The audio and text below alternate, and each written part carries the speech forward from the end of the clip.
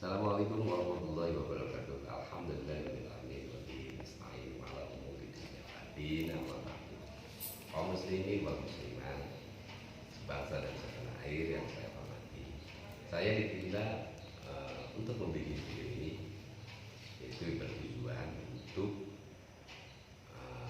supaya kita saling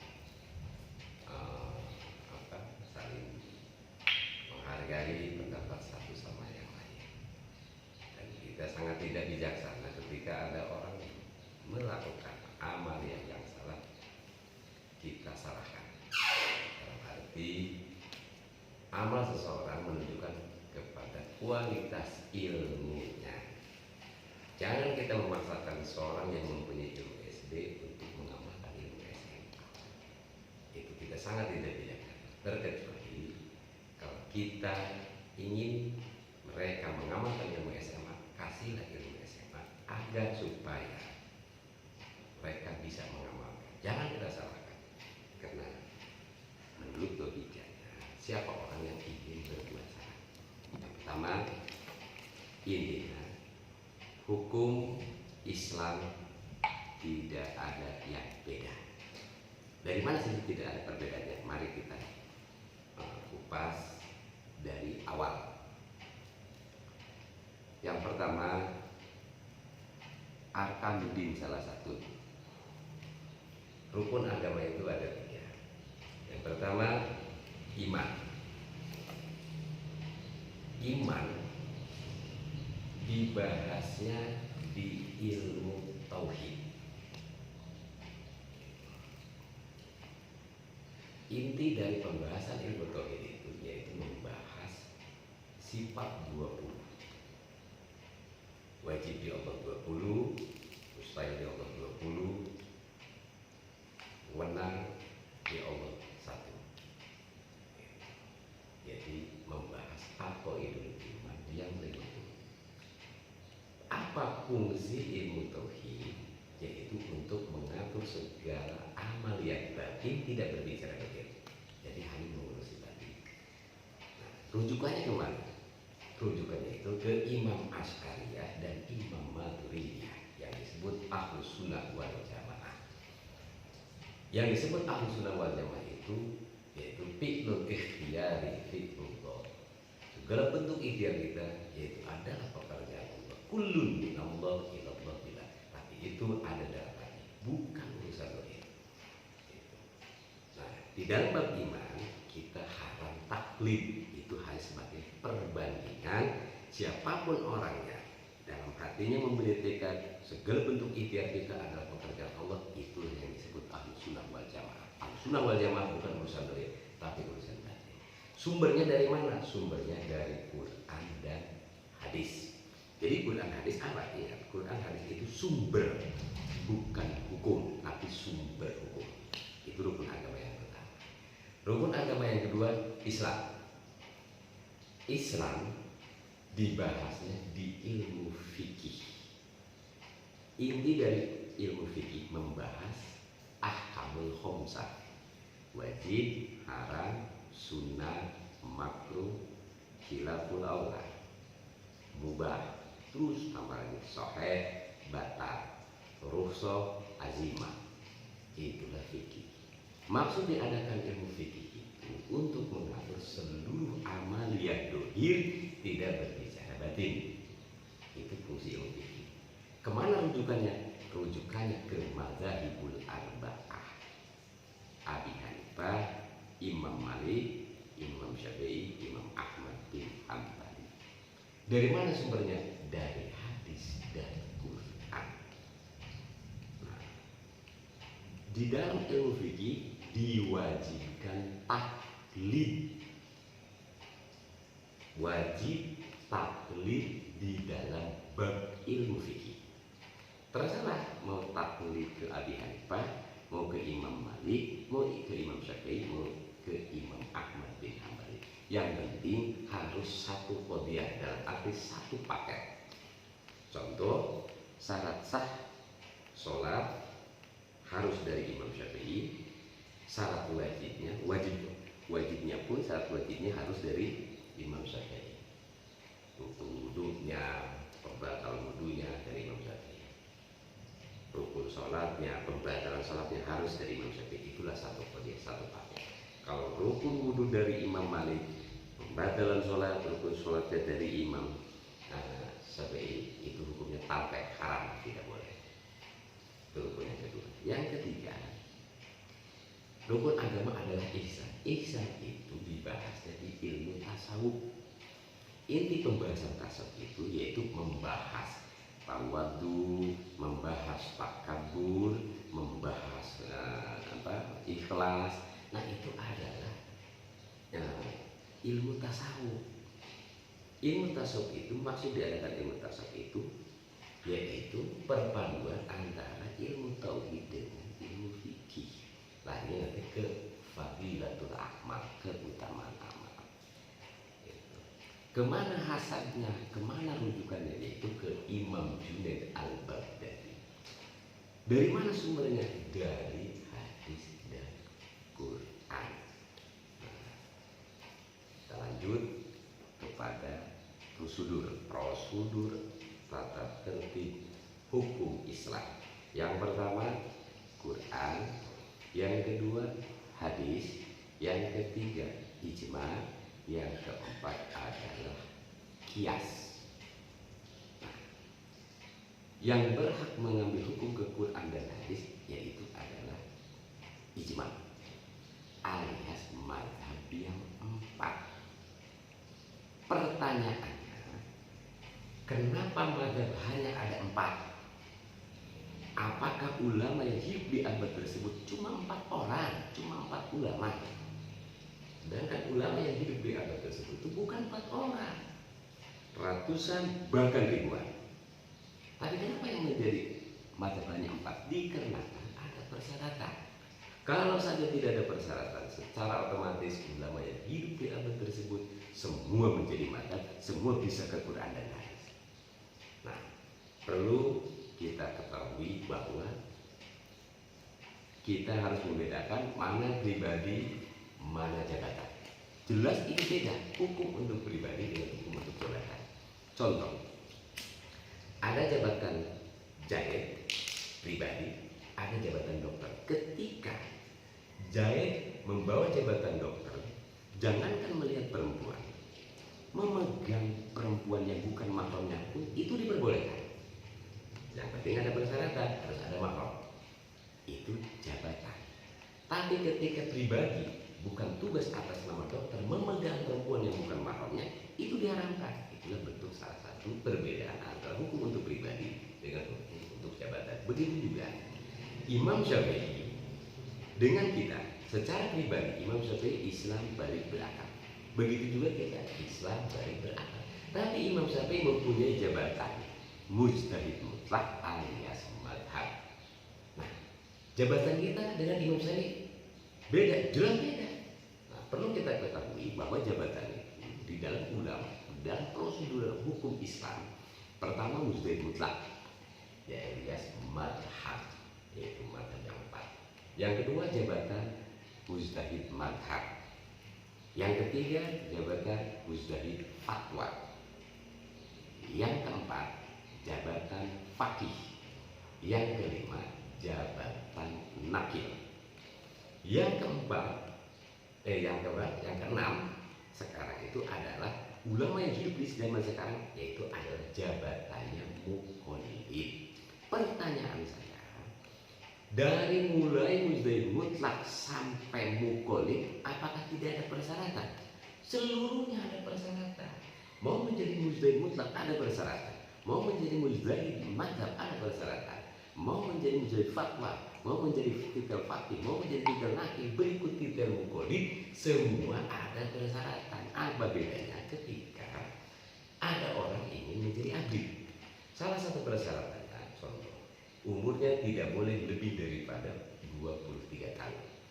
Nah, itu salah satu persyaratan. Kalau saja tidak ada persyaratan, jelas pasti nanti kakek-kakek itu bisa jadi abid. Begitu juga anak kecil bisa jadi abid. Nah, ini pun sama. Apa sih persyaratan muqallid?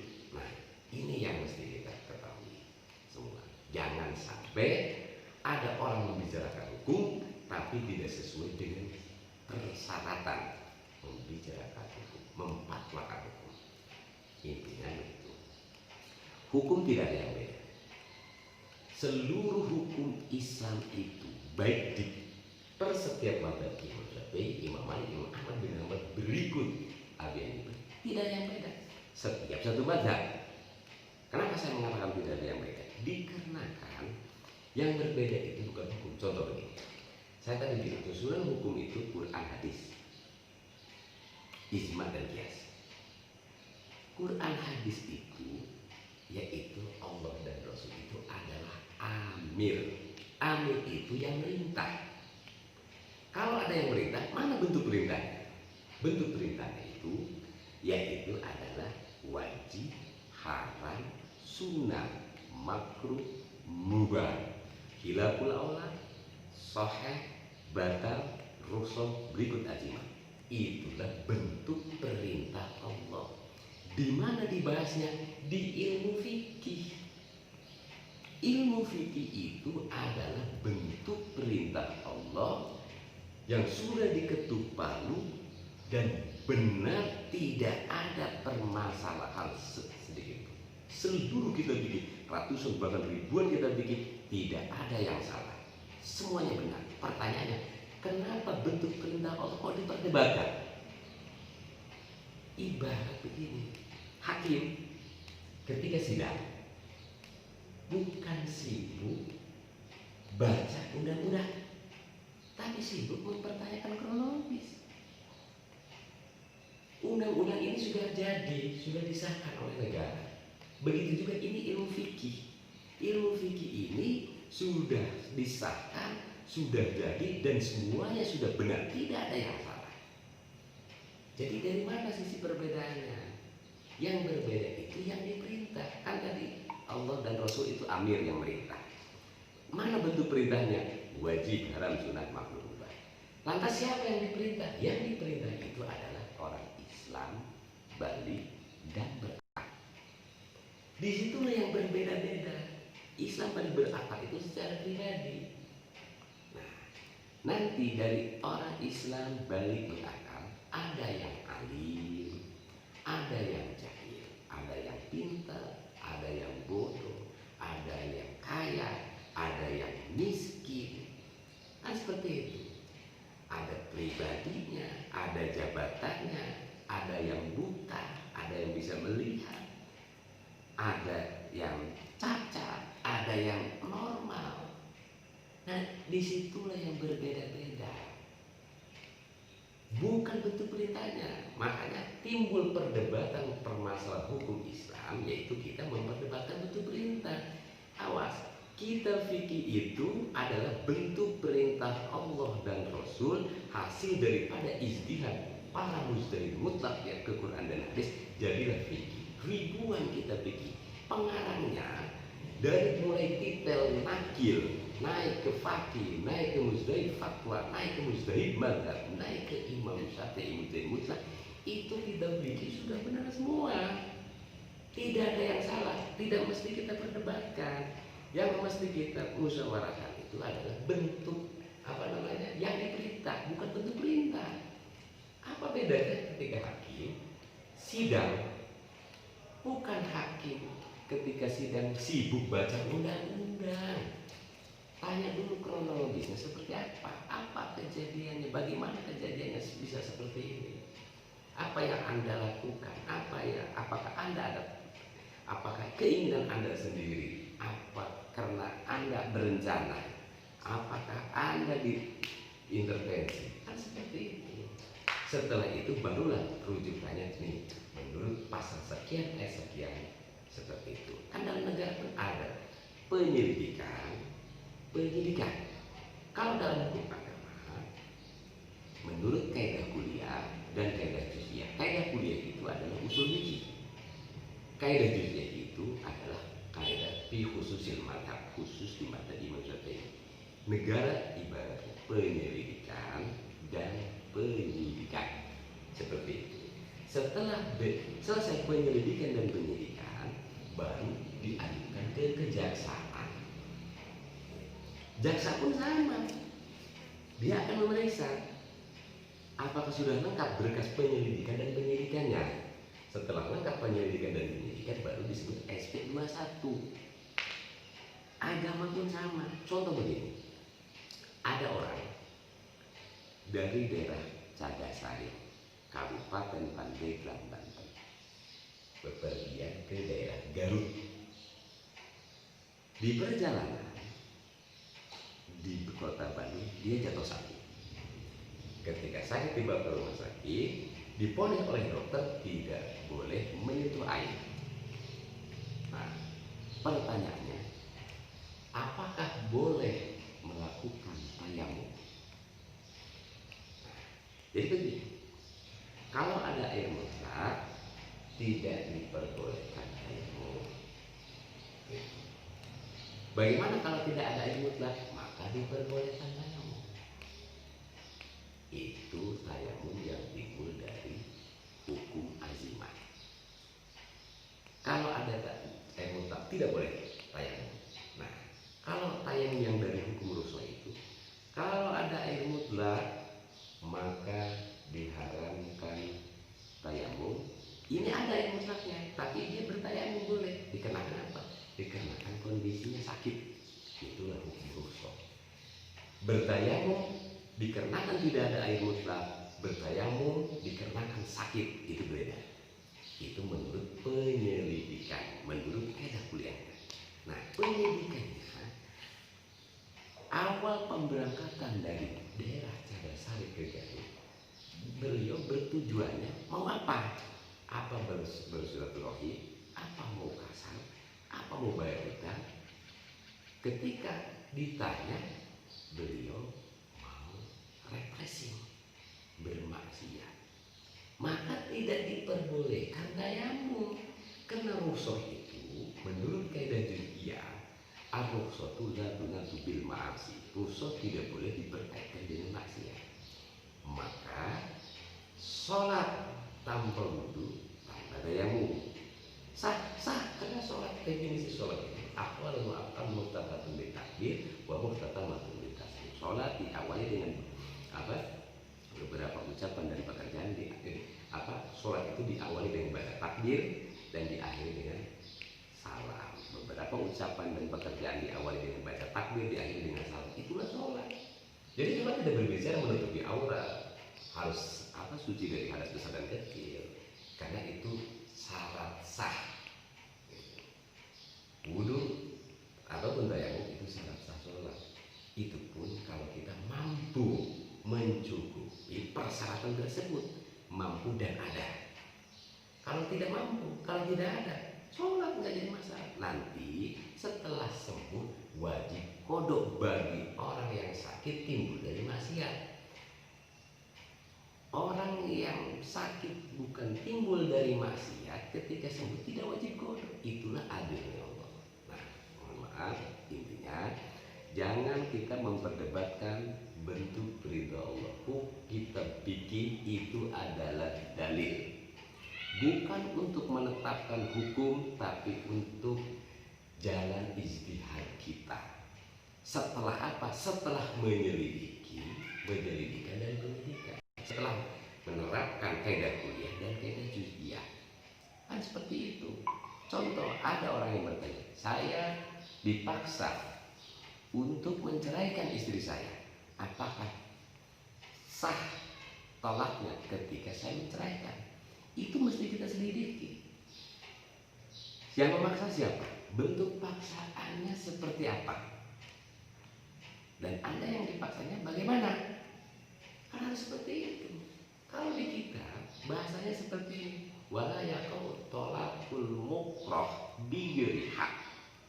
Tidak jatuh tolaknya ketika dipaksa, tapi harus kita meneliti dulu bentuk paksaannya sebatas apa.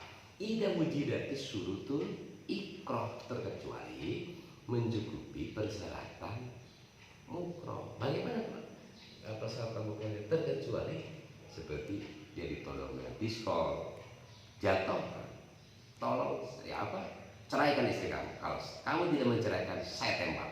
Ketika dia menjatuhkan tolak, maka tidak jatuh mukroh, tidak takbir. Itu satu. Nah, di kitab bikin bahasa watajibu qiraatul Qur'ani walau junuban, wajib membaca ayat Al-Quran sekalipun junub, mempunyai hadas junub. Apakah kita langsung mengamalkan? Tidak bisa, harus penyelidikan dulu. Tadi kan saya sudah bilang bahwa kitab fikih wajib, haram, sunnah, makruh, mubah itu sudah benar. Jangan kita perdebatkan ini bentuk perintah Allah. Yang berbeda itu yang diperintah. Mukallafnya Islam balik berakalnya, kondisinya bagaimana? Kondisi fisiknya, kondisi waktunya, kondisi tempatnya, pribadinya, pengetahuannya, itu yang mesti kita teliti. Bukan kita bikinnya yang kita perdebatkan. Tadi itu dalil kita. Wajib membaca ayat Al-Quran sekalipun dengan kondisi yang junub. Maksudnya, mukallaf tersebut ketika mempunyai hadas junub, mau mandi tidak ada air mutlak. Alternatif mandi pengganti dari mandi itu bertayamum. Ketika mau tayamum tidak ada debu.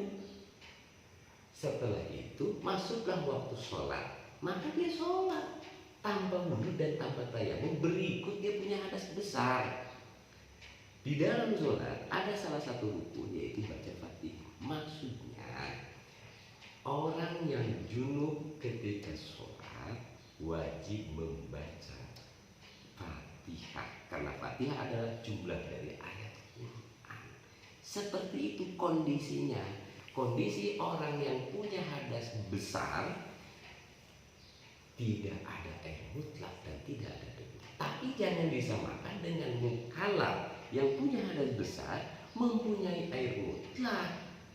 Kalau kondisi mukallaf punya hadas besar lantas dia tidak mandi langsung sholat, batal, tidak bisa. Jangan disamakan antara mukallaf Islam balik berakal yang tidak punya air mutlak dan Islam balik berakal yang mempunyai air mutlak. Itu jangan disamakan. Yang berbeda itu kondisional dan situasional, bukan hukumnya. Nanti kan di kitab yang lain haram membaca ayat Al-Quran ketika mempunyai hadas junub. Itu benar, kita pilih semuanya benar, tidak ada yang salah. Jangan kita perdebatkan. Contoh sekarang masalah corona. Itu.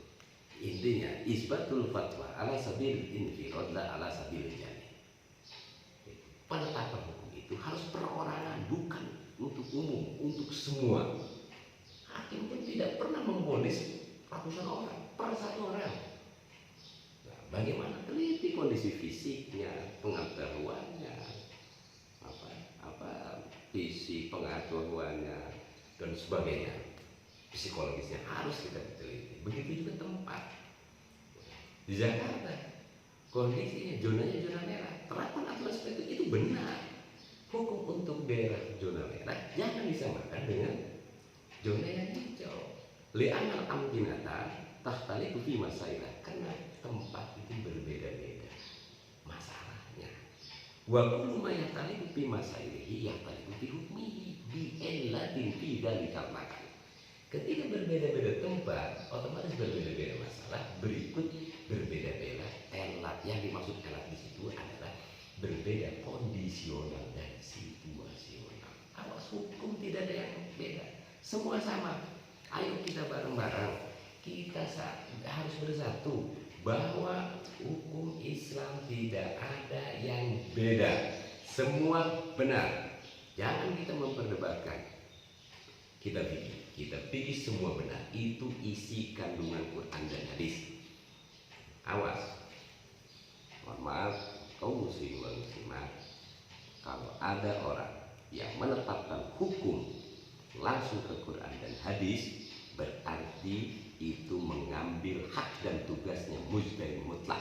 Contoh di kabupaten pertama, jabatan tertinggi sekda, sekretaris daerah. Ada lagi jabatan asda 1, asda 2, asda 3. Setelah itu ada kadis. Setelah kadis ada kasih. Kalau kasih mengambil tugas dan jabatannya sekda, secara otomatis itu menyalahi prosedural aturan. Begitu juga jabatan di hukum agama itu ada mujtahid mutlak madhab. Jabatan mujtahid madhab, jabatan mujtahid fatwa, jabatan fakih, jabatan nakil. Nah kalau di abad sekarang itu jabatannya hanya mukolid. Mukolid itu menetapkan hukum harus dengan penyelidikan melalui kaidah kuliah. Kaidah kuliah itu penyelidikan. Bagaimana kondisi tempatnya, bagaimana kondisi waktunya, bagaimana kondisi fisiknya, bagaimana pengetahuannya. Apakah dia laki-laki, apakah dia perempuan, apakah dia kaya, apakah dia fakir, apakah dia cacat, apakah dia tidak cacat, apakah dia itu yang berbeda, harus penyelidikan dulu. Setelah itu baru penyidikan kaidah judiahnya. Kan begitu, hukum itu seperti itu. Itulah tugas mukolid yang sekarang. Bukan mukolid langsung ke Quran dan hadis. Apa bedanya Kasih mengambil tugas sekda? Kalau mukolid berbicara Quran hadis berarti mukolid mengambil tugas mujtahid mutlak alias madhab.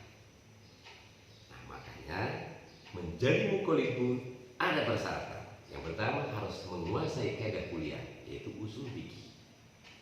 Yang kedua kaidah judiah, yaitu kaidah fi khususil madhab. Yang ketiga mustalahat fikih, aturan fatwa di persyaratan madhab. Yang keempat adalah tabaqat kubra. Itulah persyaratan menjadi mukolid. Kalau saja tidak ada persyaratan menjadi mukolid, nanti banyak orang yang hanya semena-mena, hanya semena-mena membicarakan hukum. Dengan hanya membeli kitab terjemah lalu dihafal, dia bisa membicarakan hukum. Kan begitu. Apa bedanya jadi hakim? Dia hanya beli kitab kuhab lalu dihafal, dia akan jadi hakim. Itu bisa bahaya tanpa melalui sekolah, tanpa melalui tes prototes, tes layak uji dulu. Ini pun sama. Ketika kiai ataupun siapapun yang memfatwakan hukum itu harus melalui tes layak uji. Apakah dia berhak membicarakan hukum? Apakah dia mempunyai persyaratan menjadi mukolid? Nah, kalau membicarakan hukum tidak mengetahui alat 4 tersebut, apa bedanya menjadi abri dia tanpa persyaratan? Umurnya 50 dia jadi abri. Kenapa? Dia tidak tahu persyaratannya. Yang ada hancur. Begitu juga kita kalau membicarakan hukum agama tanpa ada persyaratan, apa bedanya kita dengan hanya membeli terjemahan lalu kita bisa membicarakan hukum, tapi ini bisa menghancurkan aturan hukum Islam. Begitu. Jadi awas, harus tahu mana ustaz, mana kiai yang layak dipertanyakan hukum. Bukan hanya ketika ditanya lalu kiai buka kitab fikih.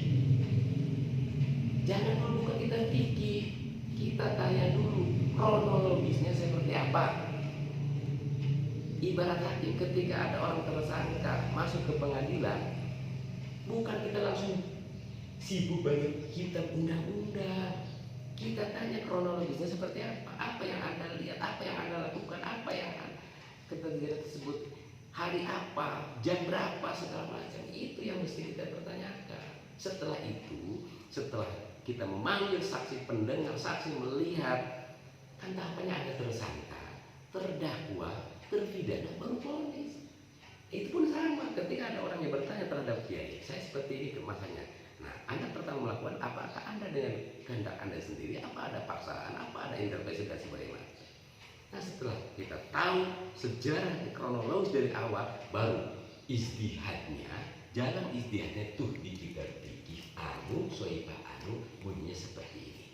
Bukan baca kitab fikih dulu, langsung mengatakan, harus tahu hukum itu adil, orang itu berbeda-beda fisik, beda hukumnya.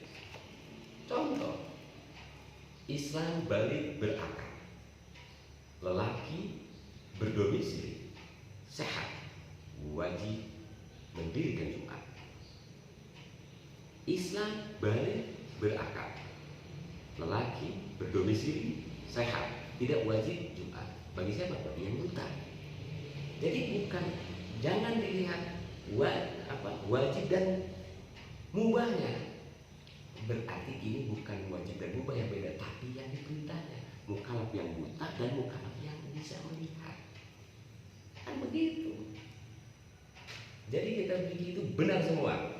Kalau ada kiai atau ustaz memperdebatkan kitab fikih yang kitab A, yang kiai A membaca kitab kalangan contoh Ibnu Hajar, yang kiai B membaca kalangan Imam Romli, ribut. Apa yang mesti kita berdebatkan? Semua tahu benar. Jangan dilihat sisi bentuk perintahnya. Yang diperiksa itu adalah yang diperintah. Yang berbeda-beda itu adalah yang diperintah. Contoh, Rasulullah ketika turun ayat itu dikarenakan ada asbab nuzulnya. Terjadi dulu. Ada sesuatu terjadi di Rasul. Rasul membutuhkan ayat tersebut, maka turunlah ayat tersebut. Begitu juga kita. Jangan kitab dulu, jangan hukum dulu, tanya dulu sahabat-sahabatnya ini gimana, bagaimana dia bisa melakukan hal seperti ini. Cari tahu dari awal semua kejadian tersebut. Setelah itu kita tahu asbab nuzulnya ini, kitab yang ini terhadap si mukallaf yang ini dikarenakan sesuai dengan kejadian yang dialami. Begitu. Jadi saya sangat prihatin melihat situasional dan kondisional saat ini. Ketika melihat Kiai A dan Kiai B ribut masalah hukum. Kiai A bawa kitab yang bawa kitab, Kiai B juga sama bawa kitab. Semua memperdebatkan kitab. Loh, ini kan bukan mempertahankan hukum Allah namanya. Memperdebatkan. Seolah-olah ini benar, seolah-olah ini salah. Loh, semua bentuk perintah Allah itu benar. Tidak ada yang salah, tidak ada yang beda itu adalah kondisi. Contoh, sholat fardu diharamkan dulu. Bagi siapa? Bagi yang sehat, bagi yang mampu berdiri. Lantas, bagaimana yang sakit? Kalau sakit, sekalipun duduk diperbolehkan. Hukum haram sholat duduk itu diperuntukkan bagi yang sehat, tapi tidak diperuntukkan bagi yang sakit. Kejadian lain contoh, bagaimana sehat, mampu berdiri, dia orangnya sehat, sholatnya sholat fardu, tapi diperbolehkan dulu. Loh, kenapa? Ini tempat yang beda, karena dia sholatnya di perahu yang kecil. Sekalipun dia sehat, sekalipun sholat fardu, boleh duduk. Nah, itu kan beda kondisional dan situasional. Hukum sekarang haram, belum tentu besok haram. Ingat, masuk waktu zuhur jam 12 sampai asar setengah 4. Itu kan dari pas setiap jam itu sudah perubahan hukum. Ada waktu fadilah, ada waktu zawaj, ada waktu karohah, ada waktu hurmah. Itu kan per setiap jam aja itu hukum sudah berubah. Itu hukum, ada hukum untuk waktu, ada hukum untuk tempat, ada hukum untuk pribadi, ada hukum untuk jabatan, ada hukum untuk apa? Wilayah. Itulah yang berbeda-beda, bukan kita fikihnya. Mohon maaf, kita semua fikih tidak ada yang salah, semuanya benar. Mari kita bersatu, pertahankan ulama salafiyah. Ulama salafiyah adalah ulama fuqaha, alias ulama fikih. Ulama hakikat adalah ulama tauhid. Ulama kholaf adalah ulama tasawuf. Ayo kita sesama muslim muslimah. Mungkin hanya seperti itu saja yang mesti saya sampaikan. Ayo kita bareng-bareng, jangan pernah kita berdebat masalah kita, masalah hukum Islam. Hukum Islam tidak ada yang lain. Wabillahi taufiq wal hidayah. Wassalamualaikum.